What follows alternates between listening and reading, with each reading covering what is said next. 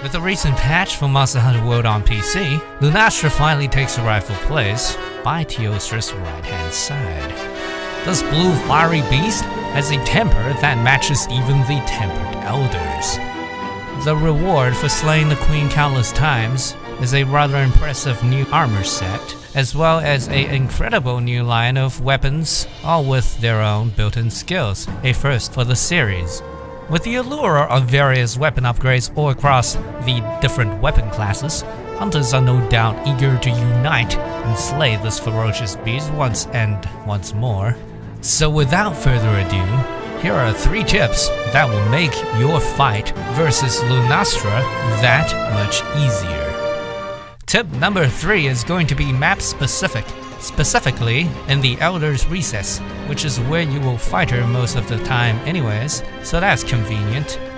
Lunastra will walk by the area right next to the North Camp.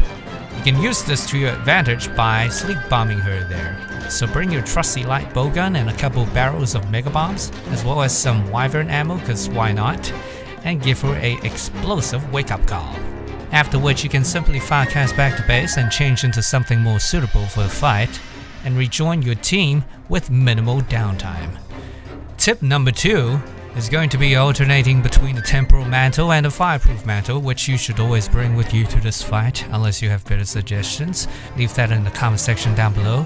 Consider working Tool Specialist into your build, as level 3 of the skill reduces the cooldown time of the temporal mantle by a whopping 60 seconds. This means that if you're snappy with your mantle dismantling, then you should be able to always have one or the other up. I personally like to start off with the temporal mantle because it has a longer downtime, meaning that the longer uptime of the fireproof mantle will in turn give the temporal mantle more time to charge. So not to get too confusing, temporal mantle into fireproof mantle, back into temporal mantle again, and then back into fireproof mantle. And that should be your fight.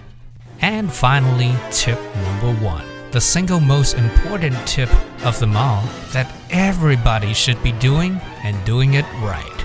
And that is to flush her Nova out with a flash pod. So when Lunastra has built up enough of a fiery aura around her, a single flash pod will cause her to proc a supernova. Essentially, this means that you get to control when she procs her Nova. Now be sure to warn your allies before you decide to go ahead and flash her to proc the Nova, because if you don't do that, you've essentially killed your teammates by not giving them a heads up to a very dangerous situation that you're about to create. After proccing the Nova, have your life powder and even herbal powder ready to sustain your teammates, because even if they know to run, Lunastra is still fairly good at catching up. Anyways guys, that's it for the video. Let me know in the comment section down below if I missed your favorite tip to use. Hope you guys found this video helpful. If you did, then awesome. I'll be making a few more videos like this covering the other Elder Dragons to begin with. So subscribe and stay tuned for that if you're interested.